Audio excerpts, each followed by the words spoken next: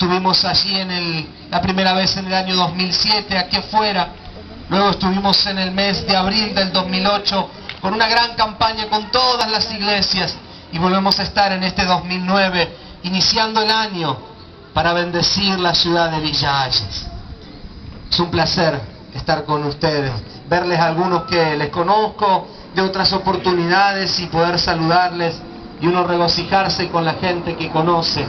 En esta noche me gustaría invitarles a que abran su Biblia en el Evangelio según San Marcos, capítulo 6, verso 53. Evangelio según San Marcos, capítulo 6, verso 53. Vamos a leer la Biblia en el nombre del Padre, del Hijo y del Espíritu Santo, sabiendo que esta palabra es viva y es eficaz, y que es más cortante que toda espada de doble filo. Y en esta noche Dios hará, por medio de esta palabra, lo que Él ha prometido hacer. Él ha prometido sanarnos, Él ha prometido liberarnos, Él ha prometido bendecirnos, Él ha prometido hacer, por medio de cada palabra, algo glorioso en nuestras vidas. Dice la Biblia aquí en el Evangelio de Marcos, capítulo 6, verso 53, dice así: terminada la travesía, vinieron a la tierra de Genesaret y arribaron a la orilla. Genesaret era una ciudad al lado de un lago, al lado de un lugar donde generalmente se reunía mucha gente. La gente se juntaba en esa ciudad de Genesaret a trabajar, a pescar. Muchos tenían de profesión la pesca. Entonces ahí se juntaba una gran multitud. Y Jesús venía recorriendo varias ciudades y llegó a Genesaret. Arribaron a la orilla, dice, y al salir ellos de la barca, salió Jesús y sus discípulos. Enseguida la gente lo reconoció. Mientras recorrían toda la tierra de alrededor, comenzaron a traer de todas partes enfermos en camillas a donde oían que estaba. Y donde quiera que entraba, ya fuera en aldea, en ciudades o en campos, ponían en las calles a los que estaban enfermos y les rogaban que los dejara tocar siquiera el borde de su manto, y todos los que los tocaban quedaban sanos. Qué maravillosa esta palabra. Qué maravilloso encontrar que Jesús recorría las ciudades. Qué maravilloso es poder pensar de que Jesús en esta noche está en Villa Hayes. Qué maravilloso es pensar que tal vez Jesús está allí, en un pueblo, en el interior de la China, o tal vez allí, en Rusia, en la Siberia, en medio del frío. Él está recorriendo las ciudades. Tal vez pensar que está del otro lado del río, allí, tal vez en Asunción, en Limpio. Jesús recorría las ciudades. Hoy no lo hace físicamente como en aquellos días, pero lo hace por medio de su Espíritu Santo. Él recorre las ciudades, Él está.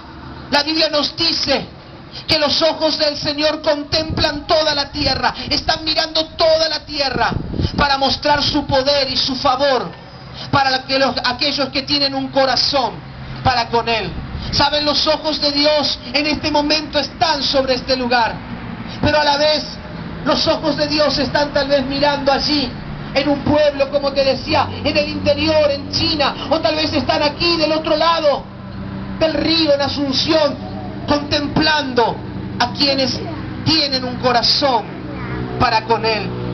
Jesús recorría las ciudades. Jesús nunca se quedó en un pueblo, en una aldea. Él recorría, Él andaba de un lugar a otro, visitaba.